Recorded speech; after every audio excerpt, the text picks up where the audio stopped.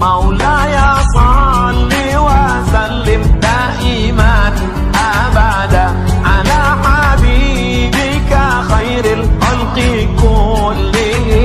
Bismillahirrahmanirrahim. Assalamualaikum warahmatullahi wabarakatuh. Allahu Akbar, Allahu Akbar, Allahu Akbar.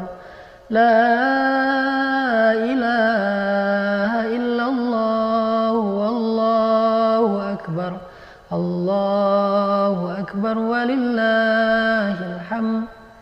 Masya Allah, kita sebentar lagi akan masuk pada Hari Raya Idul Fitri. Dan ada 5 kebiasaan atau sunnah Nabi SAW yang kita bisa lakukan pada Yaumul Aid. Yang pertama adalah kita dianjurkan untuk tersenyum, bergembira, dan bersukacita di Hari Raya Idul Fitri dan Idul Adha. Sesungguhnya bersedih atau cemberut di Hari Raya itu lebih tercela daripada cemberut dan bersedih di hari-hari yang lain. Kenapa? Ini adalah Yaumul Aid, hari bahagia, hari sukacita, hari kegembiraan. Sehingga siapa yang pada hari itu bergembira, maka gembiranya adalah ibadah. Senyum pada hari itu adalah ibadah yang lebih daripada senyum di hari-hari yang lain. Bercanda dengan keluarga untuk saling membahagiakan hati itu adalah sebuah ibadah. Bahkan suatu ketika Nabi pernah ditanya, "Ya Rasulullah, ayul a'mal ahabbu ilallah?" Amal apa yang paling disukai Allah? Nabi mengatakan, "Sururun tudkhiluhu fi qalbi mu'min." Membahagiakan hati orang yang beriman. Dan tidak ada yang lebih membahagiakan hati orang yang beriman, keluarga kita, dibandingkan dengan kebahagiaan yang mereka dapatkan di hari Aid. Sehingga hari Aid bukan yaumul hazan, bukan hari bersedih, tapi hari bergembira. Nabi SAW ingin sekali melihat kegembiraan di antara sahabatnya, umatnya pada hari Aid.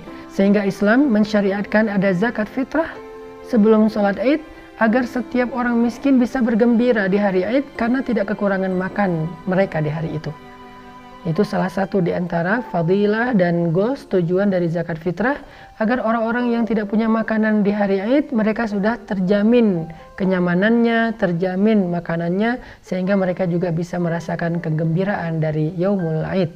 Makanya kenapa zakat fitrah ini dianjurkan diberikan atau didistribusikan sebelum sholat Aid, agar ketika sholat Aid semua kaum muslimin bergembira karena makanan yang cukup di rumah-rumah mereka. Kebiasaan atau sunnah yang kedua adalah dengan mandi dan memakai pakaian-pakaian yang terbaik. Disebutkan suatu ketika Sayyidina Ali bin Abi Thalib ditanya oleh seseorang, "Wahai Abul Hasan, wahai Ali, mandi apakah yang paling dianjurkan?" Ali menjawab, "Mandi pada hari Jumat, pada hari Yaumul Aid, yaitu Idul Fitri dan Idul Adha."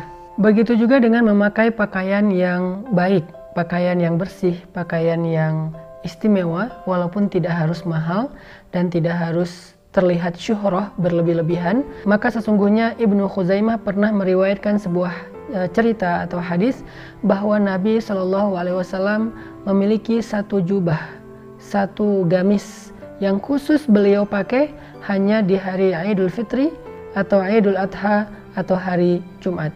Karena hari Jumat adalah hari raya dalam satu pekan. Begitu juga dengan Idul Fitri adalah hari raya setelah Ramadan, dan Idul Adha adalah hari raya ketika musim haji.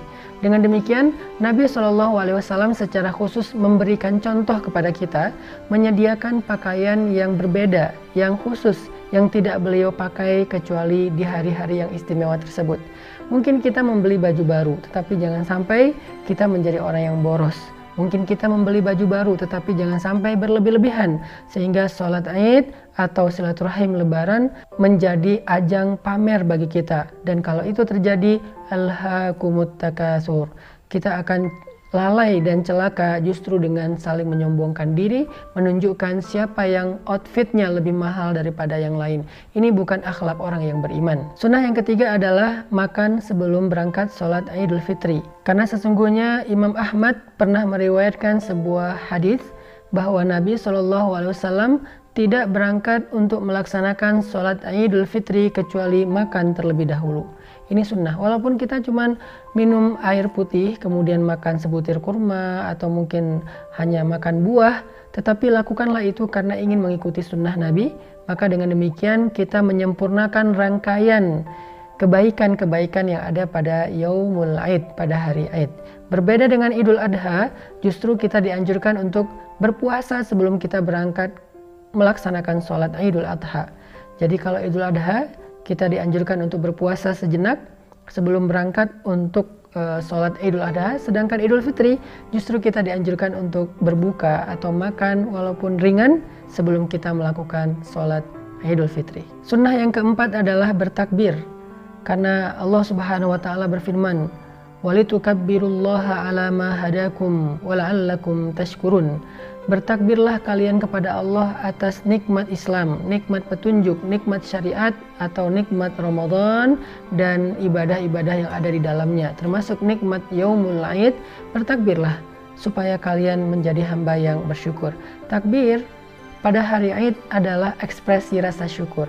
Sehingga ketika kita bertakbir, coba kita ingat nikmat Allah yang telah diberikan kepada kita selama ini. Khususnya di bulan Ramadan. Allah memberikan kita usia bertemu dengan Ramadan. Allah berikan kita kesehatan agar bisa berpuasa di bulan Ramadan. Dan yang paling penting Allah berikan kita iman sehingga kita bisa beribadah sepanjang Ramadan. Dan juga bahkan Allah memberikan kita Lailatul Qadar di akhir Ramadan. Maka semua nikmat itu layak kita syukuri. Dan ekspresi syukur orang yang beriman pada Yaumul Aid, hari Aid adalah bertakbir dengan gembira. Bertakbir sejak malam lebaran, bertakbir ketika dia berjalan dari rumahnya menuju ke lapangan untuk melaksanakan sholat Aid. Dan kenapa kita dianjurkan melakukan sholat Aid itu di tanah lapang, bukan di dalam masjid?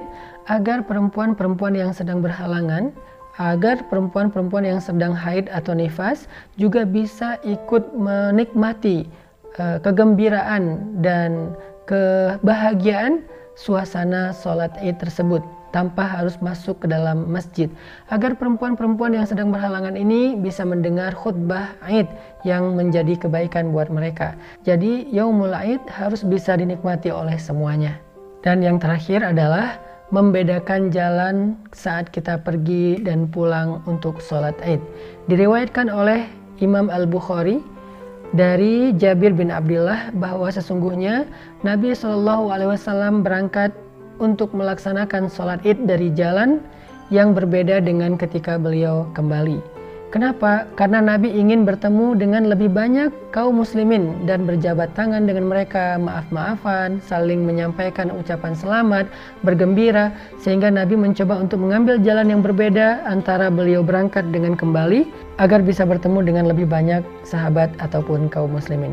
Kita juga bisa melakukan itu dengan mengambil jalan yang berbeda, dengan tujuannya adalah agar kita bisa bersilaturahim dengan keluarga. Tetapi dalam kondisi pandemi seperti sekarang, mungkin kita bisa menyesuaikan selama bisa menjalankan protokol kesehatan, maka silaturahim mudah-mudahan tidak akan mengurangi kehangatan dan kenyamanannya. Barakallahu fikum.